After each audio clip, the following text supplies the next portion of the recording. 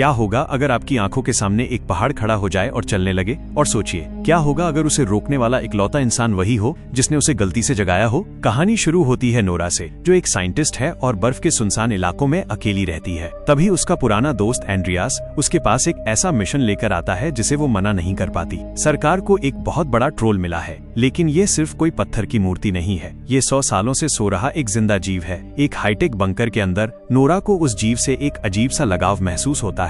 वो उसके सामने एक छोटी सी लोरी गुनगुनाती है और सबकी उम्मीदों के उलट वो विशाल दानव जाग जाता है। वो पहाड़ को चीर कर बाहर निकलता है और सीधे शहर की तरफ बढ़ने लगता है। सेना को लगता है कि वो तैयार हैं। उन्होंने बड़े बड़े यूवी लाइट वाले हेलीकॉप्टर बनाए हैं क्योंकि ट्रोल सूरज की रोशनी से नफरत करते हैं। लेकिन ये ट्रोल उनकी सोच से कहीं ज्यादा समझदार है। एक खचाखच भरे स्की रिसोर्ट में एक भयानक मंजर देखने को मिलता है, जहाँ ये मॉन्स्टर हेलीकॉप्टरों को मक्खियों की तरह हवा में मार गिराता है और टूरिस्ट्स को निगलने लगता है। अब ये साफ हो चुका था कि बंदूकें और लाइटें इसे रोकने के लिए काफी नहीं है। अब नोरा एक अजीब प्लान बनाती है। उसे एक अंडरग्राउंड गुफा में एक छोटा बच्चा ट्रोल मिलता है और वो उस बच्चे के जरिए बड़े ट्रोल से बात करने की कोशिश करती है। एक पल के लिए लगता है कि बात बन जाएगी, लेकिन बड़ा ट्रोल बहुत ज्यादा गुस्से में है। इसी अफरा तफरी में वो बच्चा ट्रोल एक जमी हुई झील में गिरकर गायब हो जाता है। अब बड़े ट्रोल के पास खोने के लिए कुछ नहीं बचा है। वो नॉर्वे की पुरानी राजधानी ट्रॉन्डहेम की ओर बढ़ रहा है ताकि वहाँ के चर्च और राजशाही को जड़ से मिटा सके। नोरा और उसकी टीम एक पुराने चर्च की तरफ भागते हैं और वहाँ उन्हें राजा ओलाफ की गुप्त कब्र मिलती है। उन्हें वहाँ एक पुराना कागज मिलता है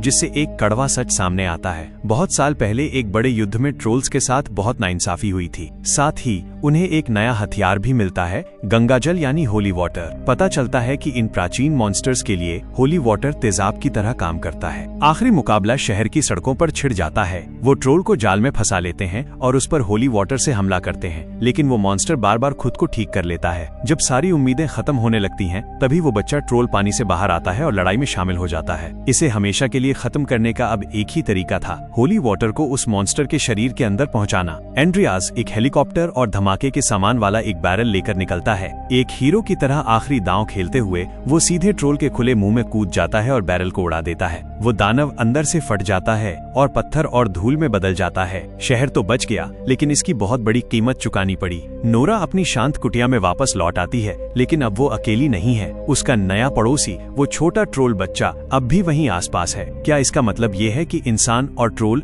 अब शांति से रह पाएंगे, या फिर इन पहाड़ों में अभी भी कुछ बहुत बड़ा छिपा हुआ है? अगर आपको ये वीडियो पसंद आई हो तो लाइक बटन दबाएं और मुझे कमेंट्स में बताएं, क्या आप एक बेबी ट्रोल को पालना चाहेंगे? ये वीडियो देखने के लिए धन्यवाद।